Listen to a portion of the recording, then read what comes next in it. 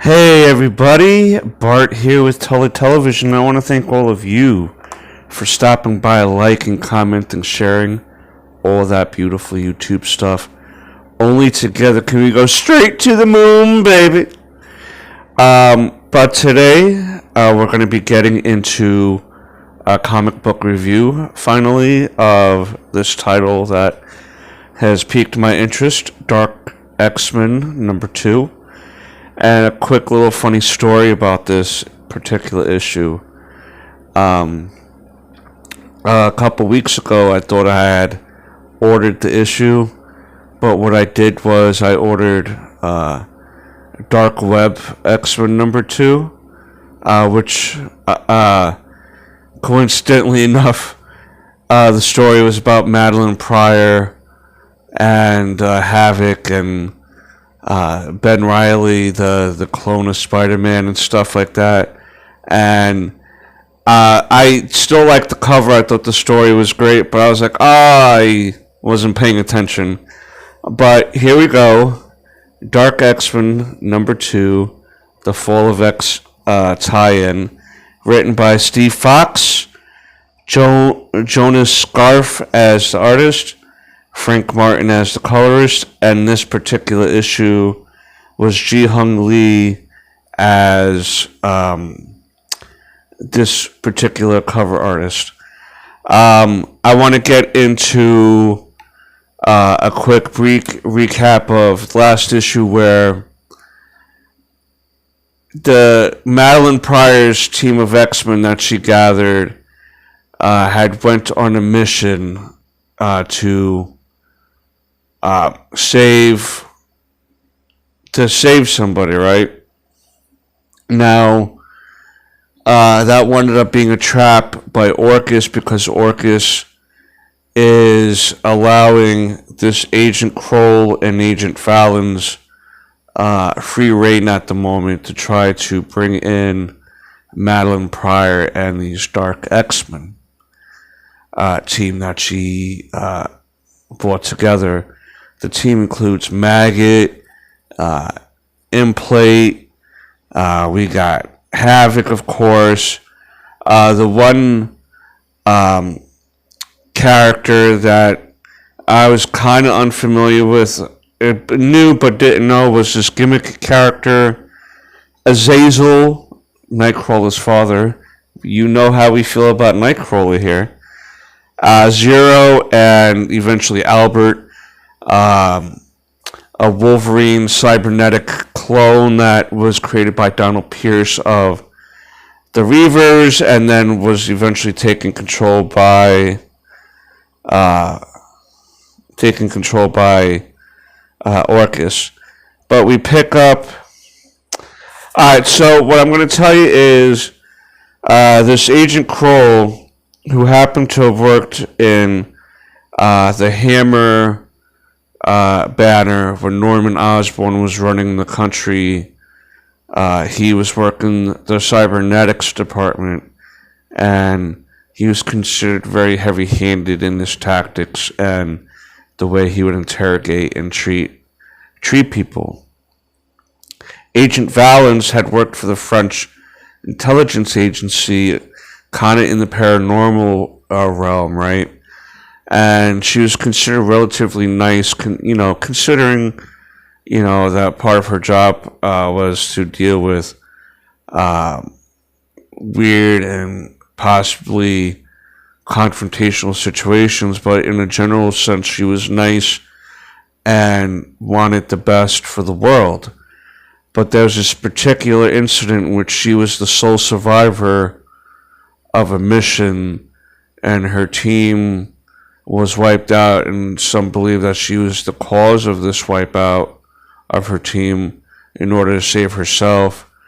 That hasn't been explained how, if at all, if that was done.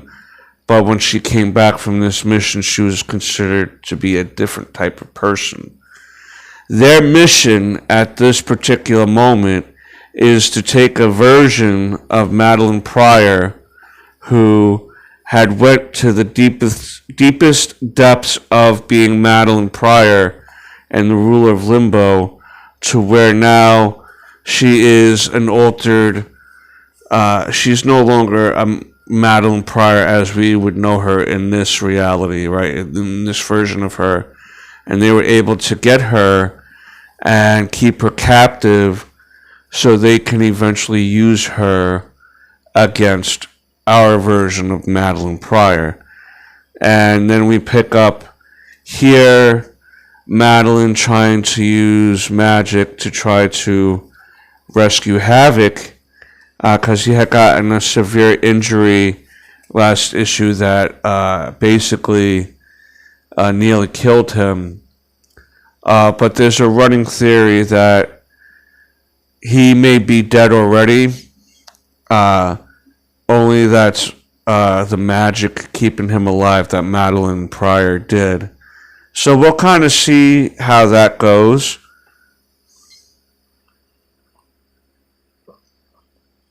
Also, Archangel Warren Worthington was taken out last issue too and was captured by Orcus.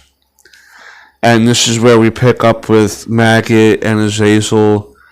Azazel and Implate here have some sort of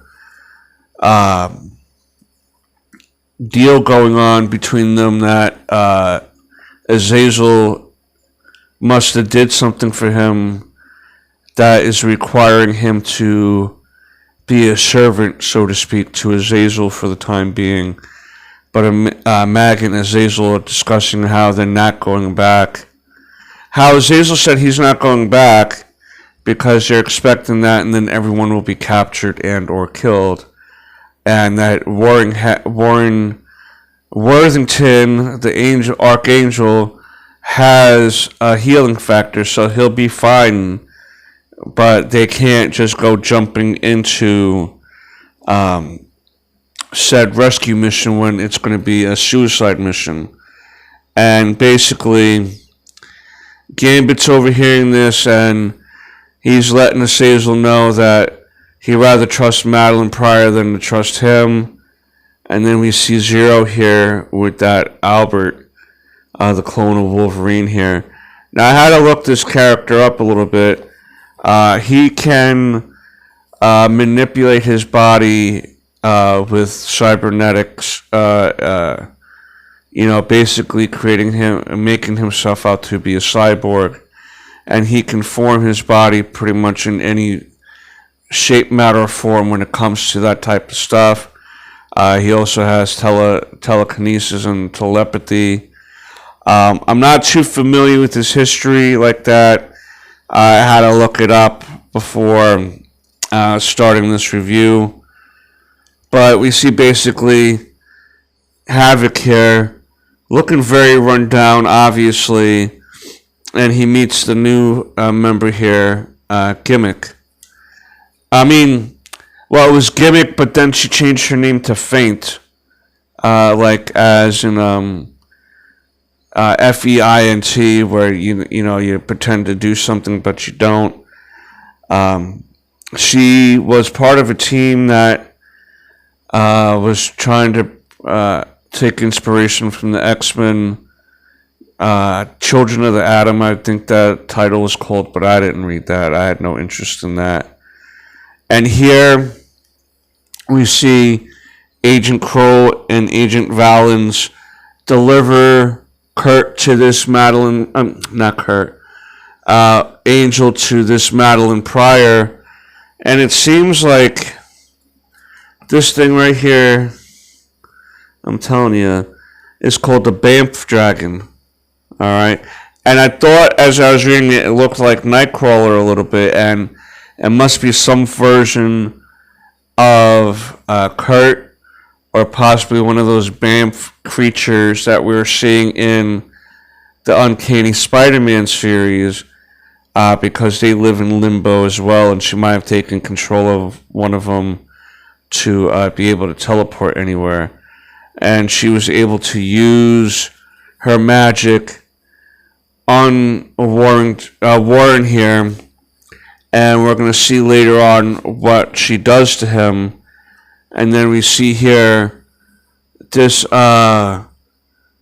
cybernetic girl or robotic girl happens to know that Albert character, and she's telling Kroll here that he's going to come and whip his butt once he finds out what's going on. But he said, don't worry about that because they're going to use Albert as a spy. But Zero managed to, and this is what caused me to look him up, because I was like, how did they combine themselves? But Zero combined himself with Albert, and now I wonder, is he going to notice that Orcus was using Albert as a spy? And do they let Orcus keep believing that and kind of lead them false information about stuff? Or do they not know that and then they inadvertently going to give information to Orcus that's going to be detrimental to them?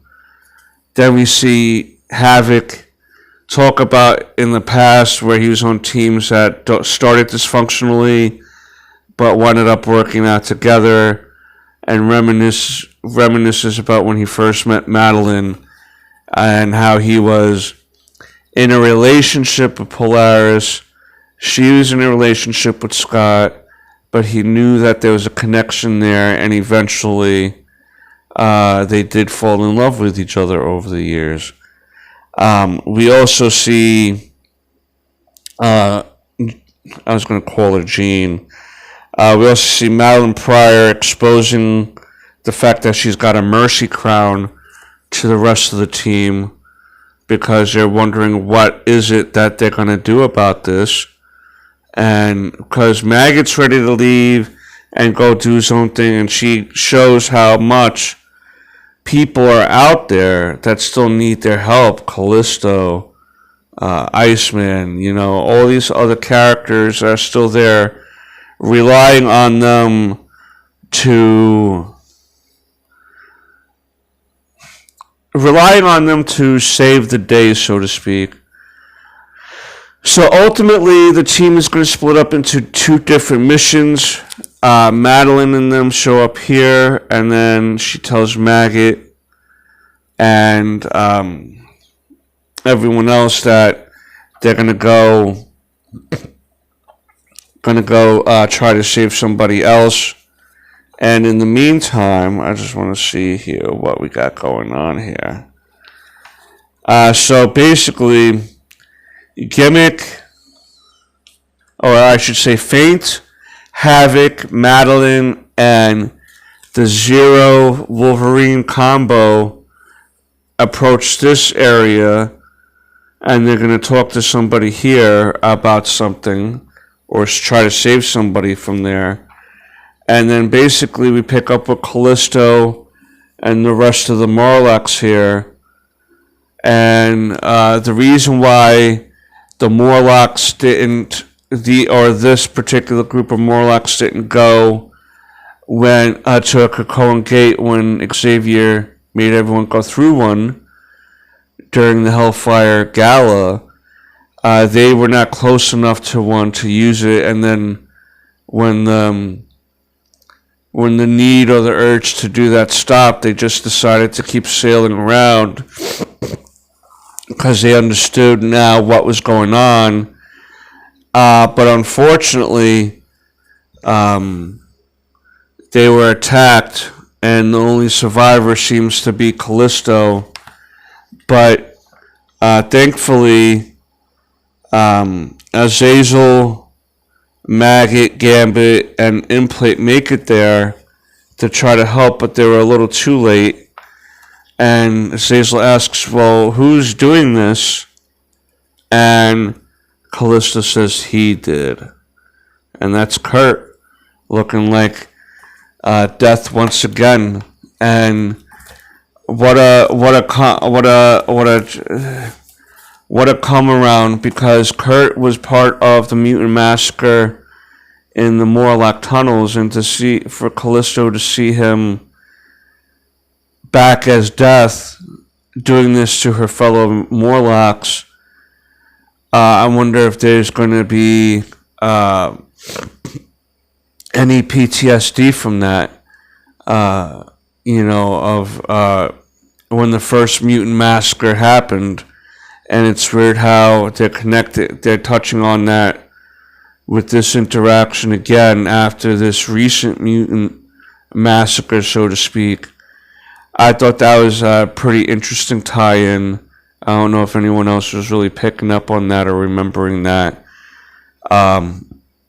that aspect with that interaction, but that's where the issue ends. I think that the series is only going to last 5 issues, but I think that this was a really excellent issue. I thought the artwork was spectacular in it, and I think that it's leading into a very interesting area for this team. Excuse me. I would like to see some version of this team last after this limited series, but we shall see. You let me know down below what you think of this series so far. And until next time, peace, Snookums.